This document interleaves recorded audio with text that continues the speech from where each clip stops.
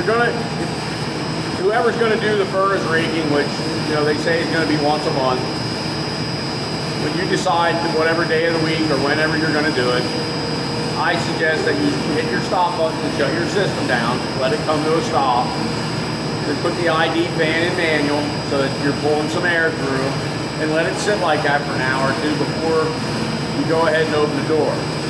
When we get over to the screen, I will show you, we'll go through that step by step. Right now, I don't have anything running, so I can just open the door and give you a rough idea of what's got to happen, okay? So you see the sign there, it says, do not open the fire door until system shutdown's confirmed.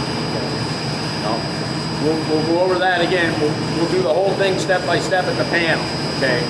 But I want to go ahead and get the fire lit, and I want to show you guys this before we light the fire. So when you go to open the door, it's just simply loosen these two handles. Slide those out of your way. This one I like to try to slide there so when you close the door you can get access to it. Now keep in mind when you open this under real life conditions, this door has a bunch of refractory on it. This is gonna be hot. Okay? Even after 2 hours, it's gonna be hot enough that You're going to have to be hard to hold the door? no, it's not. This thing will find a happy home and sit there, okay? So having said all that as a precursor, then what you're going to do, you're just going to take your rake, and you're going to put it in through the door here. This is where it's going to be tough to show you. You'll have to come over and actually look in here, but on either side of the firebox, there's a ledge that's maybe 6 to 8 inches wide. So basically what you're going to want to do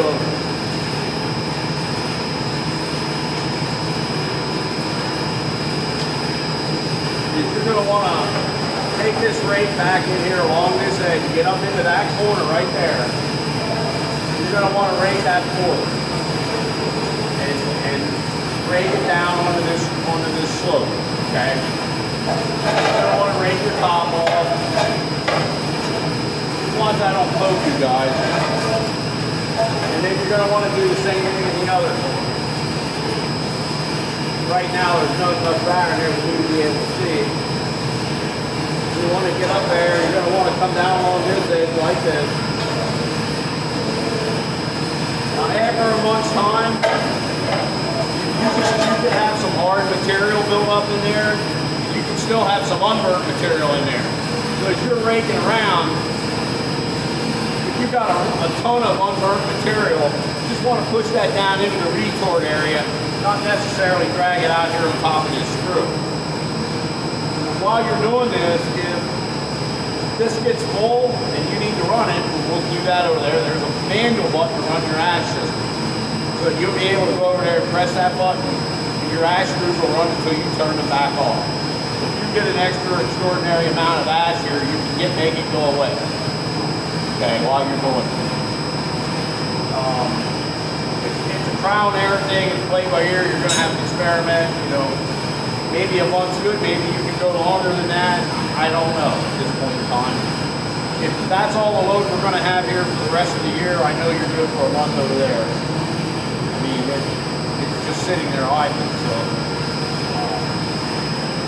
if you get stuff that's hard, like your clinker, you may have to work at that a little bit. Just try not to rub the walls extremely hard, because over time, it doesn't seem like much, but over time you'll start wearing an indent into the refractory material. So you just have to be a little careful how hard you rake. As far as the annual thing, we'll go through that. We'll go through that later.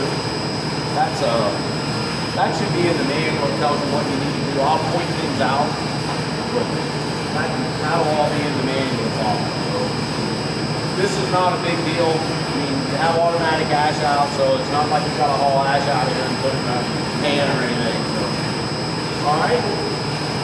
Any questions on that? The retort that doesn't.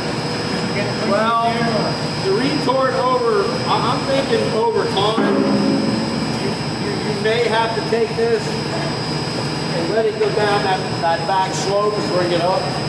But you're gonna have to get in there. You didn't get like quickly or hot. Well, Is that something you have to look for? something you're gonna have to look for because everybody's fuel is different. You got pellets here, they burn a little hotter. You may get a clinker there. You guys should take a good peek in there before we close the door, but there's three air, like we talked about yesterday, there's three air zones, okay? An air zone that comes down here, you can see the holes in the ported towel. There's a flat section that is another air zone that has ported towel. And then going down into the retort, the slope that's going this way has like a towel and a half in there that has the same holes just like this. The sides of the retort and the bottom have no air holes in them. So that's just to hold the fuel. They want the fuel to mainly burn coming up that front slope, across the top, and then the ash sliding down the front here. That's the theory behind the combustion. You're going to get, when you're in a low fire condition like that one's in, most of your fire is going to be down in the retort.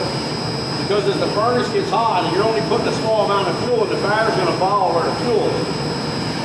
But when you're running harder and you're getting a bigger pile in there, it starts blocking that air off, the fire's going to come this way. Okay. I didn't notice that it was burning like. It's burning down in the retort now because that's all the fire. I mean, You're gonna want to put something here. it will. That's all you get. Will you get clinkers with pellets though? Well, you won't get a clinker like a coal clinker. Right. Not real rock hard. Yeah. But the ash will like try to fuse together and you'll get clumps of that.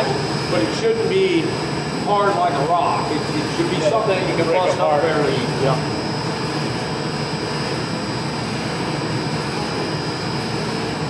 When you look at that retort now, those sides coming this way. Yep. And that wall is flat. Where the pellets come in, that's flat. And it slopes coming towards. Well, at the bottom is flat and then it slopes up. And the slope coming this way has ported towel just like that with those holes in it. But the sides do not and the bottom The does not. sides aren't vertical. No, everything's sloped. It's why they call it a retort. Everything is, the only wall in there that's flat is the back wall where the pellets are coming in. It's sloped in this way and it's sloped up this way, coming towards us. Anybody else want to look in here before we close it off? See a little paint the blood over back there, and there's a little bit of a arch above the fireplace. Okay, you see, that's 2 or 3 days running, so what's that? Over, up and down, up and down, up and down. You see those holes there, and those are what are called the ported towel. The air comes up through those little round holes. Oh, shit out of the pipe. Black iron pipe. Oh, No? soot pasted across the face of the Well, pipe. yeah, it was dirty up in there. I had to crawl in there to clean the ash away from the retention head and put a new nozzle in it. So I called back to the office. They're already working on trying to get a different burner control where we can leave that burner on all the time. Or the blower, not the burner. Something to keep it cold, keep it cool down and keep it clean. Oh, I already called him. So, all right. Oh, when it was hot?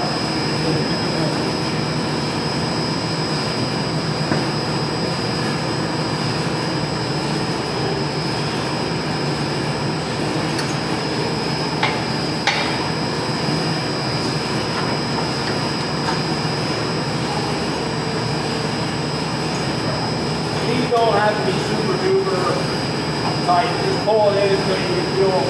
I usually try to keep that about one.